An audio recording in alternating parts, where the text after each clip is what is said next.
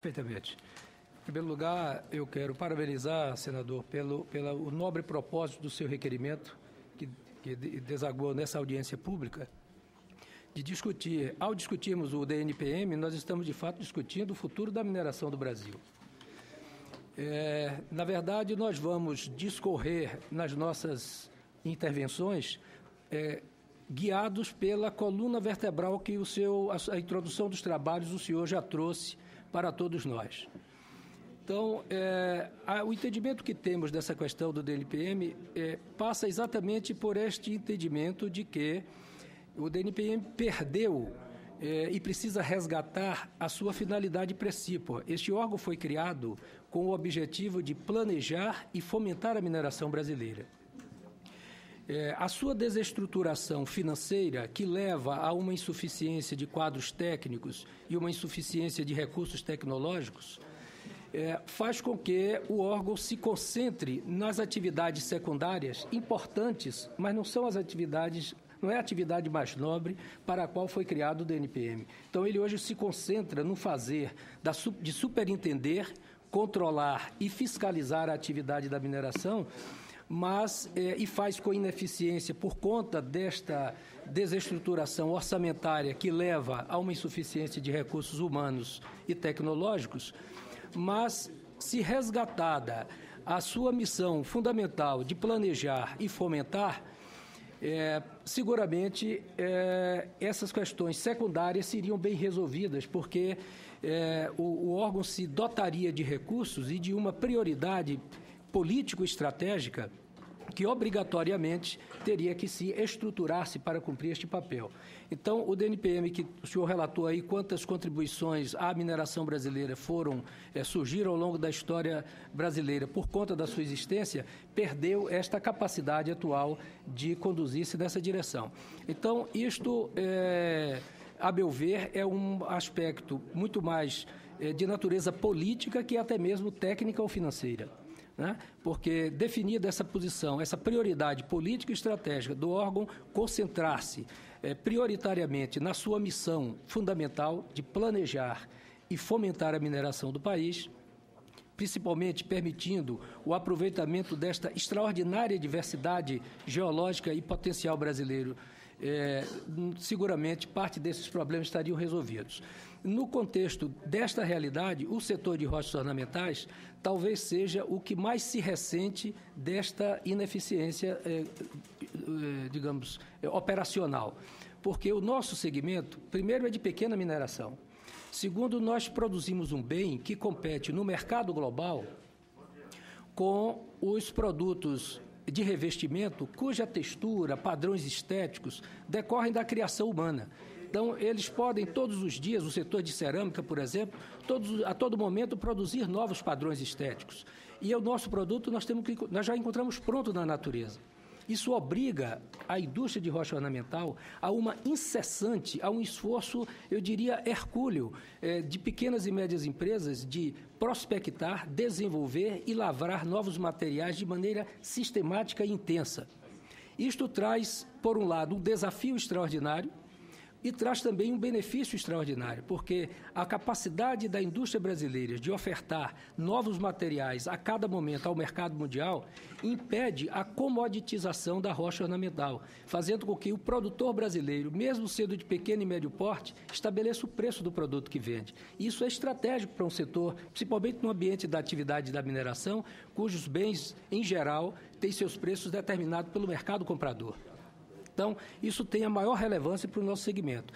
E esta incessante busca de novas áreas nos torna, talvez, o setor mais demandante das atividades do DNPM, porque nós requeremos alvarás de pesquisa e decretos de lavra de uma maneira extremamente intensa. Este atraso, naturalmente, nos penitencia de maneira muito mais dura. Apesar destas adversidades, este é um setor que, como disse Vossa Excelência, coloca o Brasil na posição de líder ocidental do setor.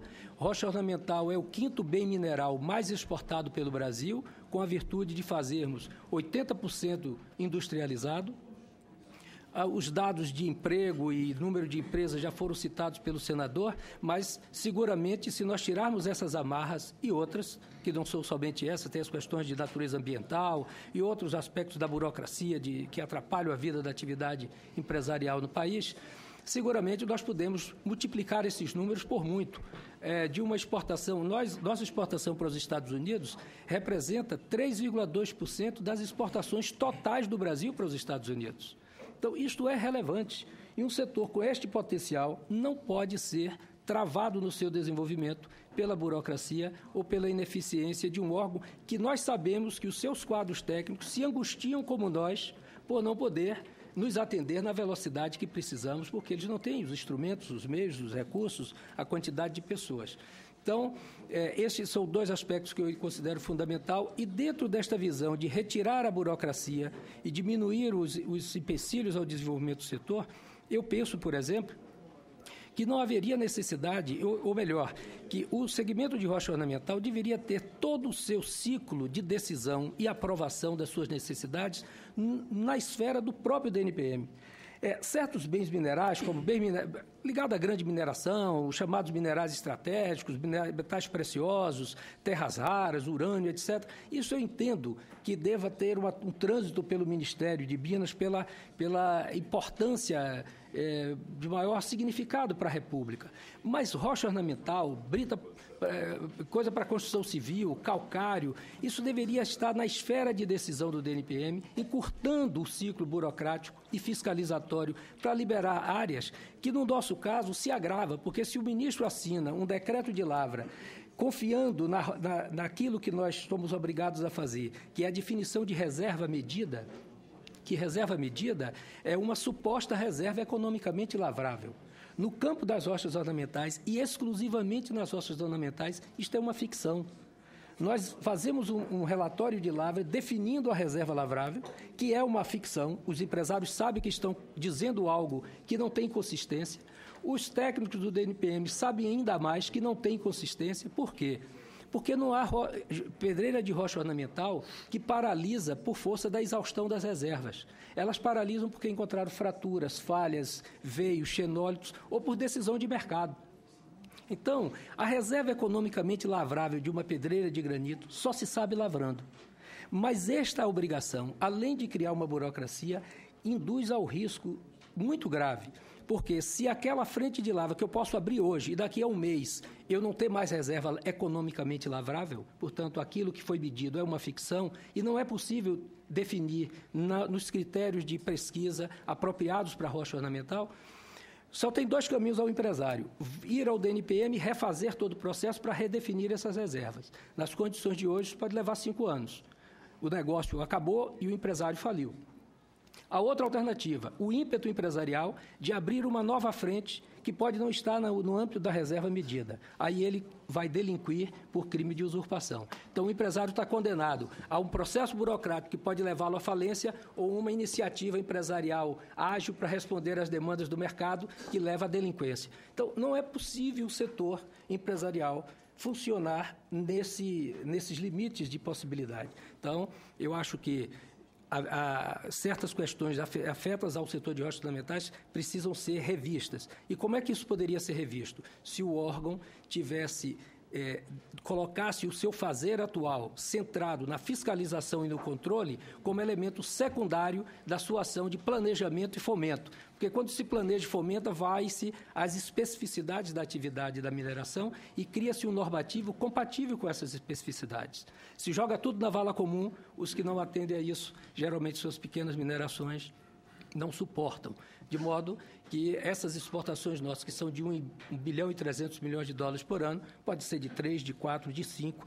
Potencial para isso o Brasil tem, do ponto de vista natural e do ponto de vista empresarial, porque a exceção do convênio com a Apex, que é um convênio estratégico importante, que é liderado e organizado, está sob a liderança da ABRochas, de inserção internacional do setor, de modo organizado, profissional, é o único apoio. Fora disto, este setor não conta com qualquer política pública estimuladora do seu desenvolvimento. E, ainda assim, se tornou um paradigma no mercado mundial pela velocidade com que o industrial brasileiro de rocha ornamental deixou de ser um exportador de matéria-prima para ser um exportador de produtos industrializados. Nós podemos muito mais, queremos muito mais e é preciso superar essas dificuldades.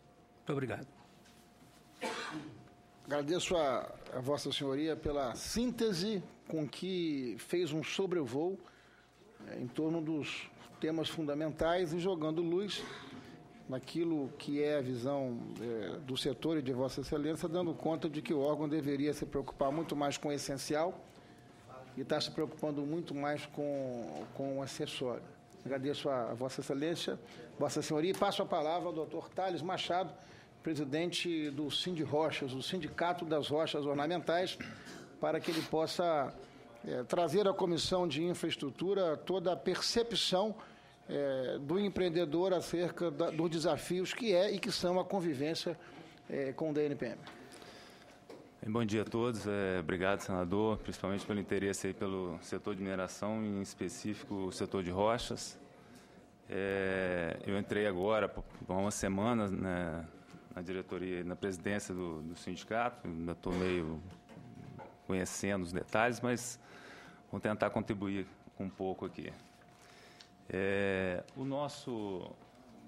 A nossa área lá é mais Espírito Santo, né? O Sindirocha é mais Espírito Santo. Então, eu estou com alguns números mais em relação ao Espírito Santo que rebatem ao Estado.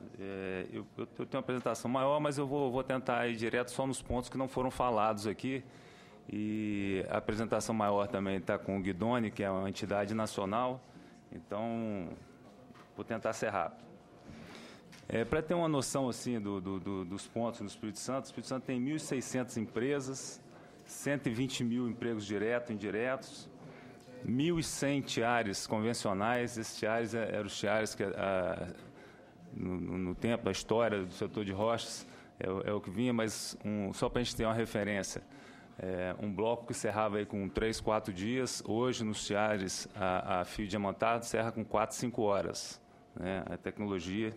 Então, nós temos 1.100 tiares convencionais, 200 multifios, 200 variedades de materiais extraídos do Espírito Santo, 400 frentes de lava no Espírito Santo.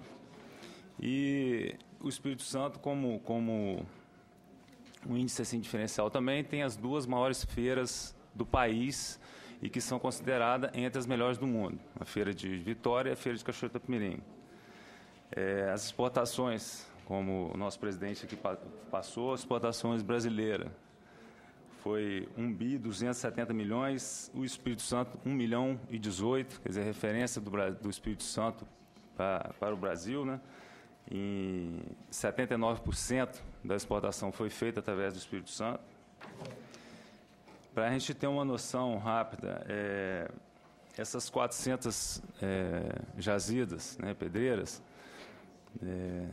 um valor estimado, tem jazida que o investimento é muito maior e quando a pedreira é muito pequenininha tem um investimento menor. Mas um valor médio que nós fizemos, mais ou menos 3 milhões por pedreira. Se botando 400 pedreiras, é um investimento de 1.200 bi. E em relação às empresas, como são 1.200 empresas no Espírito Santo, um valor médio seria investimento de 10 milhões. Isso daria um investimento de 12 bilhões de reais nas empresas. Lógico que tem empresas no Espírito Santo que valem muito mais. 10 milhões de investimento, a gente colocou apenas, se estiver errado pode falar, comprar um terreno, comprar um pórtico, comprar uma politriz italiana, que é a melhor do mundo, um multifio italiano e uma linha de resinagem italiana. Só isso, só um pequeno dá em torno de 10 milhões. Aí vem a questão do desequilíbrio, né? A gente tem conhecimento que os bens da União, né? Então o DNPM ele é ligado à federação, né? O Estado não tem direito a decidir tudo, né? Constitucionalmente. Mas como o presidente Reinaldo falou, o DNPM, no começo, falava, se a gente conversar com pessoas que trabalham no DNPM, que são os técnicos antigos, as pessoas que estão no órgão há muito tempo, que conhecem verdadeiramente o órgão e tal, sabe que antigamente foi feito através de fomento, né?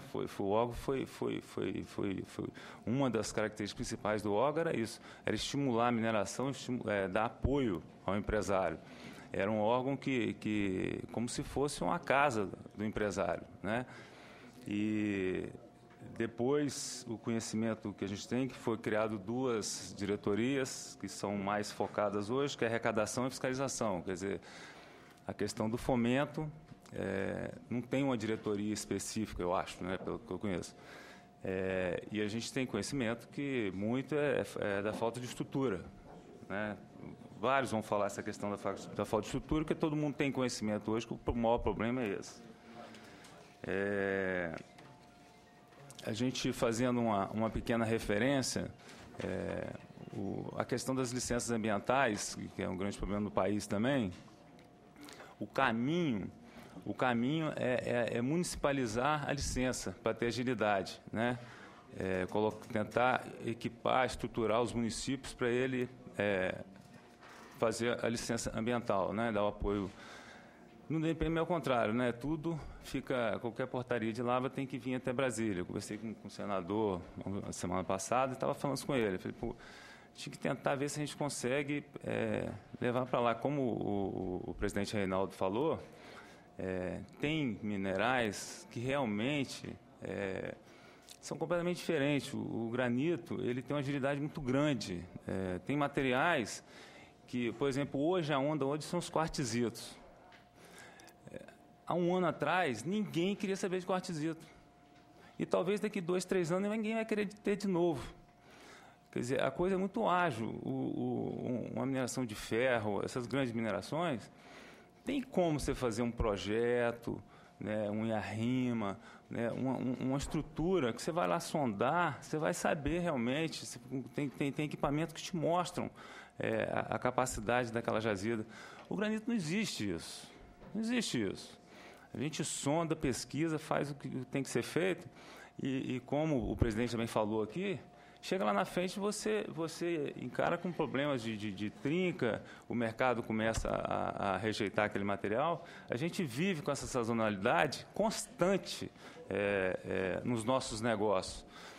Hoje um material que todo mundo quer e a gente vai tentar ter uma jazida daquele material e não consegue, com menos de 2 anos, 1 ano, 2 anos, você entrar documentado naquela jazida. Quer dizer, o tempo da comercialização no mundo é muito ágil.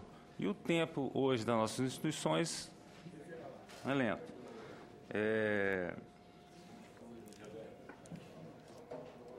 Existe a questão das forças-tarefas que o órgão faz. O conhecimento que a gente tem é que, primeiro, o órgão não consegue ter estrutura de força-tarefa constante. Ele tem que pegar um servidor daqui, um servidor de lá, formar uma força-tarefa para dar apoio àquele distrito que está com maiores dificuldades. E aí vai lá, contribui, agiliza e tal. Mas, assim, ele tem que descasar algum local que ele não tem uma equipe, assim, constante, direcionada para a força-tarefa. Se a questão, hoje, para resolver, para agilizar, precisa das forças-tarefas, talvez, se tivesse algumas forças-tarefas constantes, não sei, né? Alguma coisa que pudesse dar apoio constantemente. O Espírito Santo mesmo é caótico. Eu acho que é um dos piores do país, né?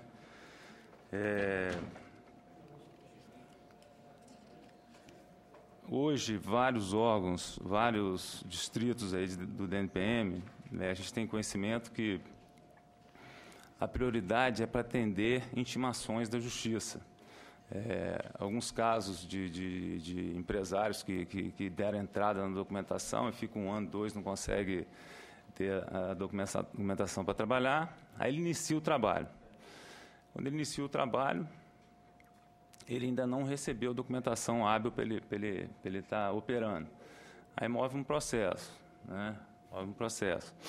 O órgão, ele não tem tempo regimental para atender.